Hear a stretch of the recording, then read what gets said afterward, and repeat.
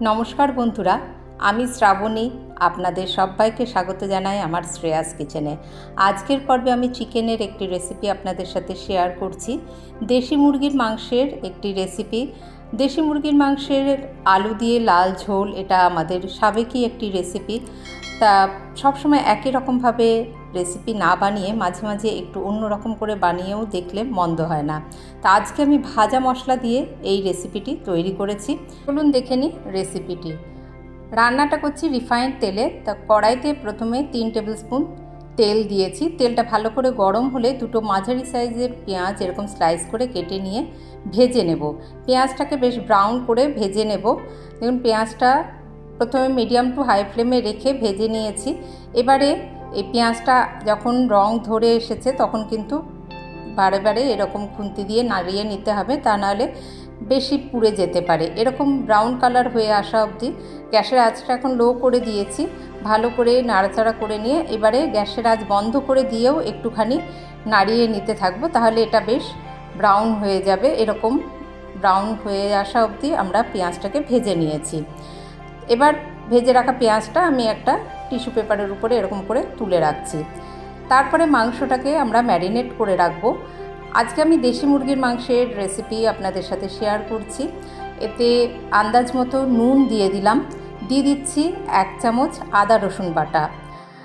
তারপরে দিয়ে দেবো দই। দইটা একটু বেশি পরিমাণেই দিচ্ছি, এখানে আমি 3 টেবিল স্পুন দই দিয়ে দিচ্ছি। আর আদা রসুন বাটাটাও 1 চামচ থেকে একটু বেশি ব্যবহার করেছি, বেশ ভরে 1 চামচ দিয়েছি, মানে 1 চামচ আদা বাটা 1 চামচ রসুন বাটা বলতে পারেন।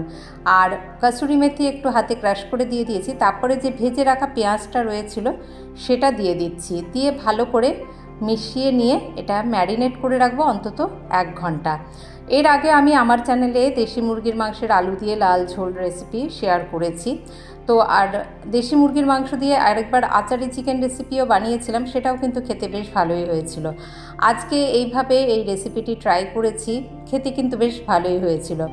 1 ঘন্টা ম্যারিনেট করে রাখছি। এবারে শুকনো খোলায় 2 চামচ গোটা ধনে, 2 চামচ সাদা জিরে আর 4টে শুকনো লঙ্কা একটু এরকম কেটে দিয়ে দিচ্ছি। দিয়ে এটা ড্রাই রোস্ট করে নেব, শুকনো খোলায় ভেজে নেব। বেশ ভাজা গন্ধ বেরিয়ে আসা অবধি, যেন পুড়ে না যায় সেদিকে খেয়াল রাখতে হবে। চিটচিট করে উঠবে, দেখুন এখন চিটচিট করতে শুরু করেছে, একটু ছিটে উঠছে।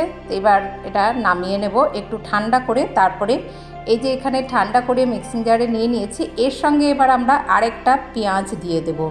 দিয়ে আরেকটা পেঁয়াজ এর মধ্যে দিয়ে দিচ্ছি। দিয়ে দেব একটুখানি হলুদ গুঁড়ো 1/2 চামচ এখানেই দিয়ে দিচ্ছি।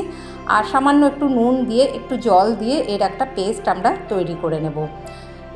এবারে আমরা এই ভাজা মশলার এই পেস্ট যেটা বানিয়ে রেখেছি, আর সেইটাতেই মশলা, আর কোনো মশলা কিন্তু ব্যবহার করিনি।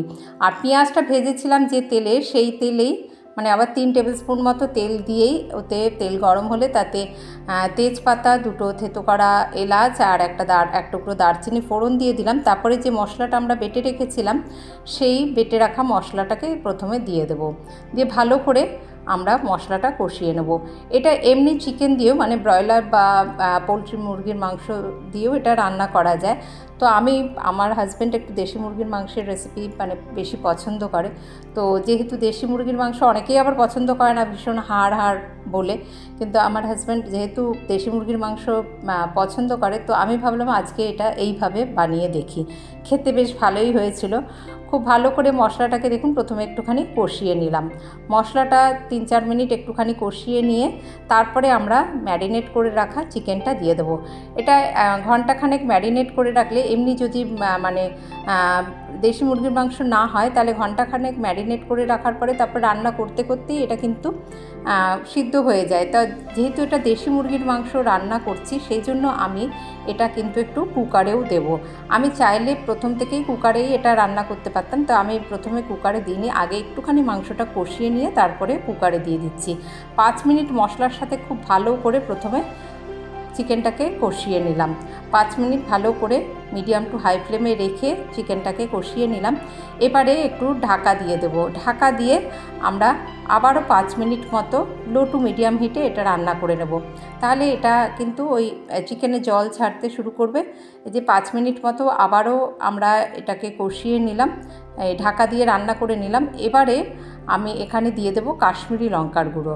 কাশ্মীরি লঙ্কার গুঁড়ো এখানে আমি দিয়ে দিচ্ছি 1 চামচ। 1 চামচ কাশ্মীরি লঙ্কার গুঁড়ো দিয়ে দিচ্ছি। দিয়ে ভালো করে আবার একটু মিশিয়ে নেব। মিশিয়ে নিয়ে আবারও ঢাকা দিয়ে মিনিট 5 আমরা রান্না করে নেব। আমার চ্যানেলে নতুন বন্ধুরা যারা এখনও চ্যানেলটিকে সাবস্ক্রাইব করেননি, অনুরোধ করব চ্যানেলটিকে সাবস্ক্রাইব করে আমার পাশে থাকবেন।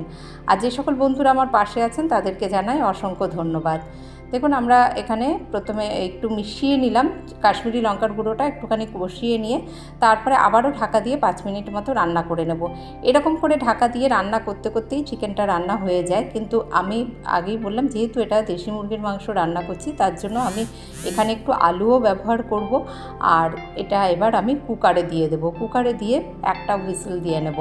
এবারে দেখুন পুরো মাংসটা খুব ভালো করে এমনি কষানো হয়ে গিয়েছে।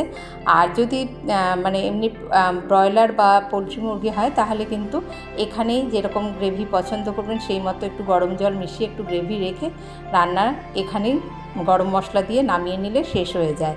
কিন্তু যেহেতু এটা দেশি মুরগির মাংস রান্না করছি তার জন্য আমি একটুখানি আলুও মিশিয়েছি।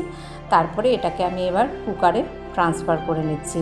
কুকারে দিয়ে নেব। এইভাবেও কিন্তু এটা খেতে বেশ ভালোই হয়েছিল। দেখুন একদম একটুখানি মিশিয়ে নিলাম, নিয়ে এবার আমি কুকারে দিয়ে দিচ্ছি। আলু দিয়ে দিয়েছি। তারপরে কুকারে দেওয়ার পরে এখানে দিয়ে দেবো গরম মশলার গুঁড়ো। গরম মশলার গুঁড়ো 1/4 চামচ মতো গরম মশলার গুঁড়ো দিয়ে দিচ্ছি। আর তারপরে দিয়ে দেবো গরম জল। এখানে কিন্তু এবার গরম জল আমি ওই কড়াইতেই গরম জল একটু করে নিয়েছি, গরম জল দিয়ে দিলাম। দিয়ে এই যে সবটা ডুবে আছে, মানে যেরকম একটু ঝোল হলে ভালো হয়, তো আমি একটু ঝোলঝুলি এটা রান্না করেছি।